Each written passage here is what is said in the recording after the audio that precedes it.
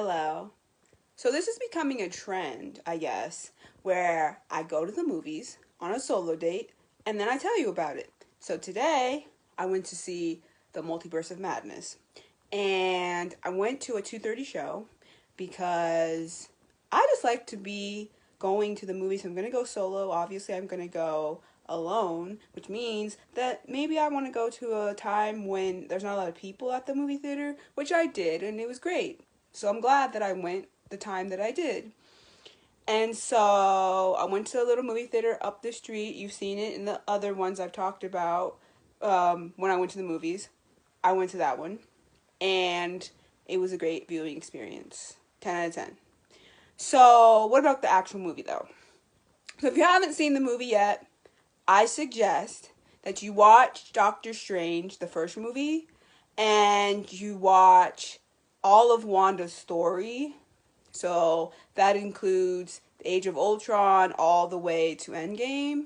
And you also watch WandaVision, because it really helps you understand her character a lot.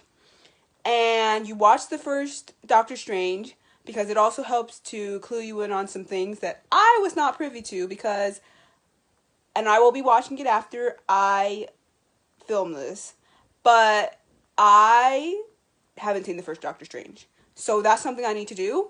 And then this movie will make a little bit more sense. I mean, obviously most of it makes sense because I know who Doctor Strange is. I just haven't seen his whole, arc. So, there's a character in there that I'm, a little confused about because I don't really know his arc with that. But I get the gist of it. But I'm going to go back and watch the first Doctor Strange movie because I need to. But anyways, so, yeah, I saw the movie. It was incredible. Okay? The visuals were on point. So good. Okay? The storyline it's very much something I was expecting but not expecting, you know what I mean? We get some cameos from some people that are probably going to be in other movies. We might be getting, maybe, I don't know if this is going to actually happen. I hope it does, honestly.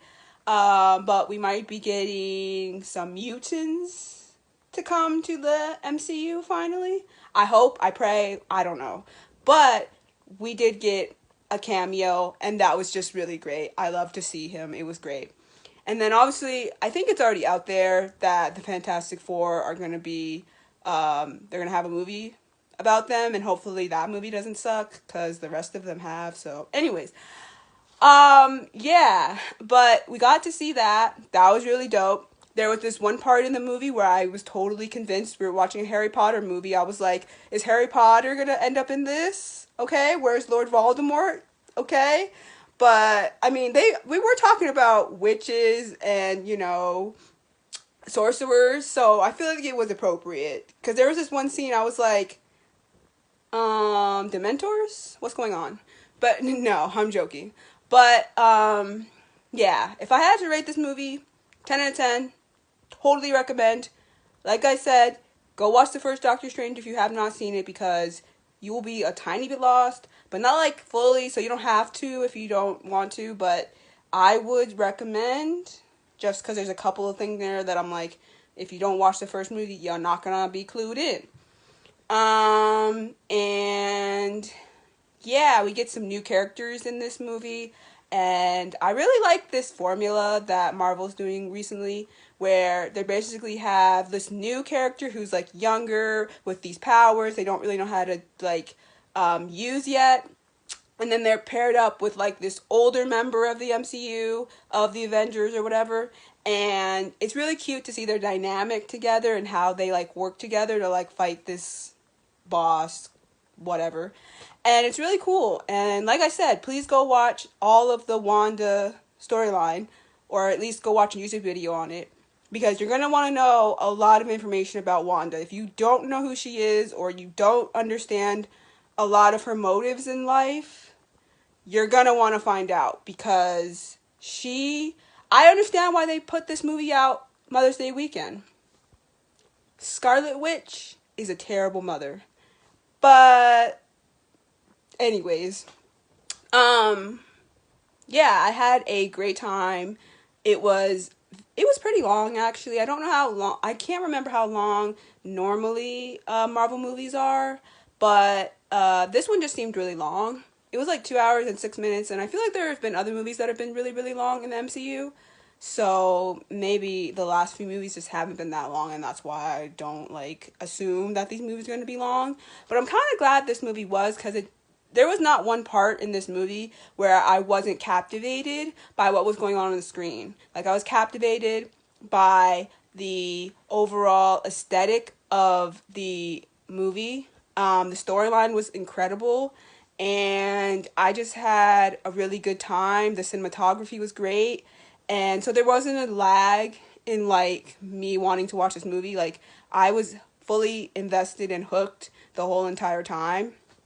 And like I said, there was some new characters we got to meet, some old familiar faces from other franchises that popped up. And yeah, if you love Wanda Maximum, you're gonna want to see this movie. You might hate her after it, but you have to remember that her motives, for the most part, at least when she's not Scarlet Witch, are pure. One mom, a mom trying to be with her kids. Like, you can't blame her. You can't blame her for wanting to have the perfect life with her husband and her kids that she made up. You can't blame her though. She is a mom for all intents and purposes, so you can't really blame her for wanting to be with her kids, but her motives might be right, but her methods are all wrong. But I think they're going to be making a Wanda Maximum movie. Cross your fingers. And obviously, Doctor Strange is coming back, so we'll see what happens with him. And yeah, I just highly recommend. 10 out of 10. Great viewing experience. Loved it. Lots of action. Yeah, totally recommend.